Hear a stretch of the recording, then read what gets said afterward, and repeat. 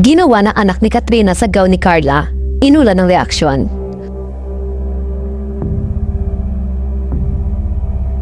Carla, ganito pala tratuhin ng anak ni Katrina. Isa sa pinaka-prestiyosong showbiz event taon-taon ang GMA Gala, kung saan nagtitipon-tipon ng mga kapuso stars at iba't ibang personalidad para magsama-sama sa isang gabi ng glamour, karangalan at ang granding selebrasyon.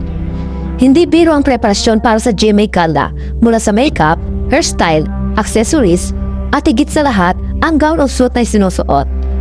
Dahil dito, halos lahat ng celebrities ay todo paghahanda upang masigurong standout na kanilang look sa gabi ng gala. Gaya na naman ng kapuso actress na si Carla Abellana, na isa sa mga naging agaw atensyon sa event matapos lumampas sa blue carpet suot ang isang napakagarbong dilaw na ball gown. Ang gown ay gawa sa maraming tied layers ng pleated na tela at dinisenyo na kilalang designer na si Mac Tumang. Ang style nito ay one shoulder na may structured wrap details sa bodies. Kaya naman litaw na litaw ang likanting silhouette ni Carla. Kitang-kita rin ang regal at dramatic na dating ng gown, kung saan parang si Belle ng Beauty and the Beast, si Carla, sa kanyang modern day couture version. Ngunit sa kabila ng pagiging couture at mamahaling gown, ay isang nakakatuwang eksena ang hindi inaasahan ng marami. Dahil habang nasa gala, bigla itong hinigaan ng anak ni Katrina Halili na si Katie. Sa isang viral video na inulan ng reaksyon, makikitang tuwan-tuwa na si Katie sa gown ni Carla.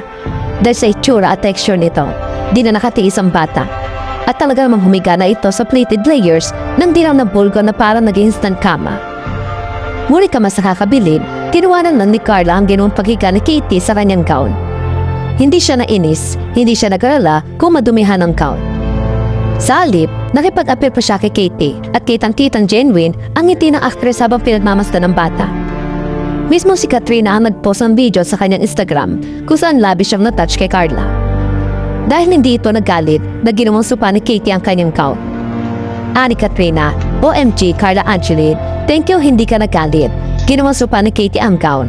I love you bebe, sobrang ganda mo at ang gown mo.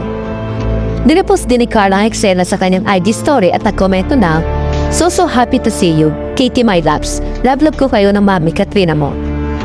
Samantala, napapilip din ang netizens sa ipinakitang kabaitan ni Carla kay Katie, na hindi lingid sa kaalaman ng marami ay mayroong espesyal na pangangailangan. Ayon pa sa kanila, baka kung ibang artista daw ito ay nasigawan na si Katie.